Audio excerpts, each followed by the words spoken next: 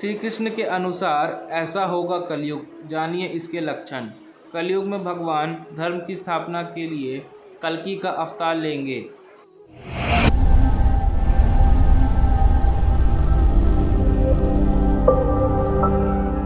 हिंदू धर्म ग्रंथों के अनुसार वर्तमान में कलयुग चल रहा है।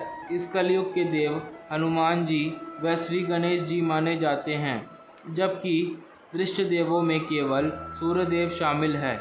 माना जाता है कि कलयुग में भगवान धर्म की स्थापना के लिए कल्कि का अवतार लेंगे।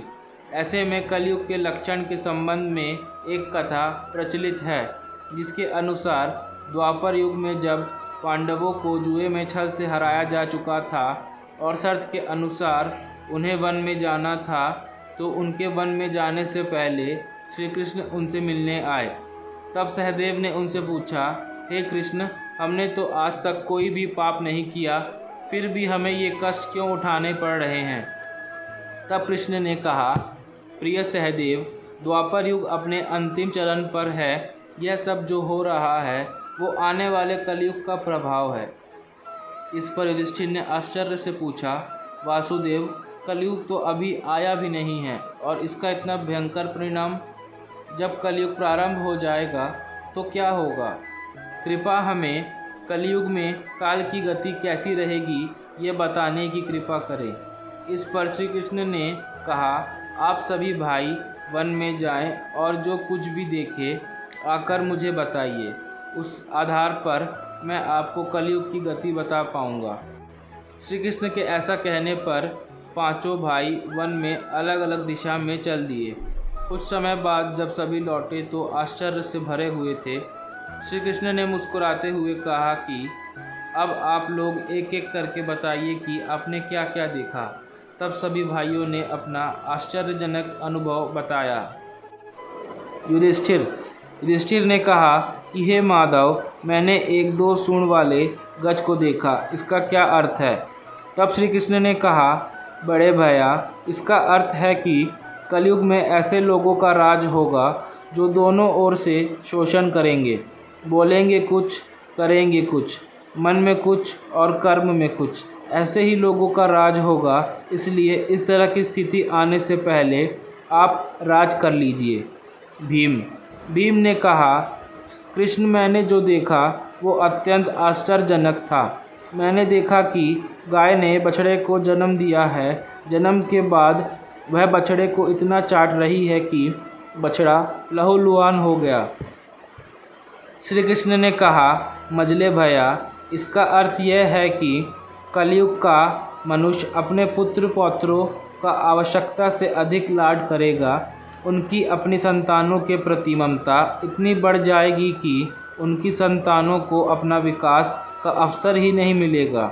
मोह माया में ही घर बर्बाद हो जाएगा।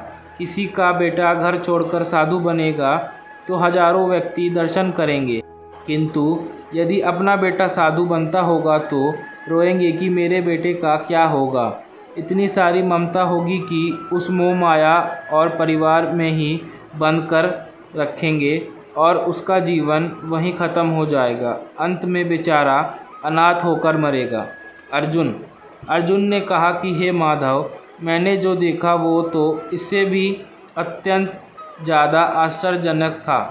मैंने देखा कि एक पक्षी के पंखों पर वेद की त्रिचाएँ लिखी हुई हैं और वह पक्षी मुर्दों का मांस खा रहा है। इसका क्या अर्थ है? तब श्री कृष्ण ने मुस्कुराते हुए कहा, पार्थ, कलयुग में ऐसे लोग रहेंगे जो बड़े ज्ञानी और धनी कहलाएंगे। वह ज्ञान की चर्चा तो करेंगे, लेकिन उसके आचरण राक्षसी होंगे। बड़े पंडित और विद्वान कहलाएंगे, किंतु वह यह देखते रहेंगे कि कौन सा मनुष्य मरे और हमारे नाम से संपत्ति कर जाए। संस्था के व्यक्ति विचारेंगे कि कौन सा मनुष्य मरे और संस्था हमारे नाम से हो जाए। हर जाति धर्म के प्रमुख पद पर बैठे विचार करेंगे कि कब किसका श्राद्ध हो, कौन कब किस पद से हटे और हम उस पर चढ़ें। चाहे कितने भी बड़े लोग होंगे, किंतु उनकी दृष्टि तो धन और पद के ऊपर ही रहेगी।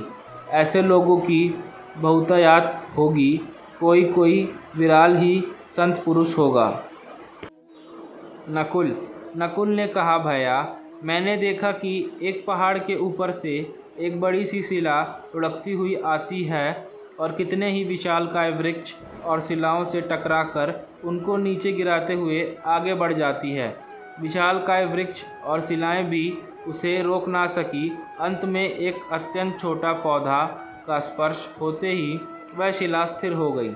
तब श्री कृष्ण ने कहा, प्रिय नकुल, कलयुग में मानव का मन नीचे गिरेगा, उसका जीवन पतित होगा। यह पतित जीवन धन की शिलाओं से नहीं रुकेगा, ना ही सत्ता के वृक्षों से रुकेगा, किंतु हरि नाम के एक छोटे से पौधे से मनुष्य जीवन का पतन होना रुक जाएगा। अतः कलयुग में हरि नाम ही मोक्ष का एकमात्र मार्ग होगा। सहदेव ने कहा, मधुसूदन, मैंने देखा कि 6-7 कुएं हैं और आसपास के कुओं में पानी है, किंतु बीच का कुआं खाली है। बीच का कुआं गहरा है, फिर भी पानी नहीं है। ऐसा कैसे हो सकता है और इसका क्या अर्थ है?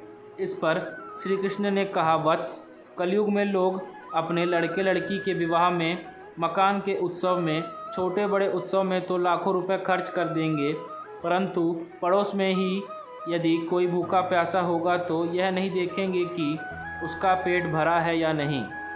उनका अपना ही सगा भूख से मर जाएगा और वह देखते रहेंगे। मौज, मदिरा, मांस भक्षण, सुंदरता और व्यसन में ही पैसे उड़ा देंगे, किंतु किसी के 2 आंसू पोंछने में उनकी रुचि ना होगी। कहने का तात्पर्य यह है कि कलयुग में अनाज के भंडार होंगे, लेकिन लोग भूख से मरेंगे। सामने महलों बंगलों में ऐशो आराम चल रहे होंगे, लेकिन पास की झोपड़ी में आदमी भूख से मर जाएगा। एक ही जगह पर असमानताएं अपने चरम पर होंगी। अगर वीडियो पसंद आई हो तो वीडियो को लाइक करें और चैनल को सब्सक्राइब करें। धन्यवाद।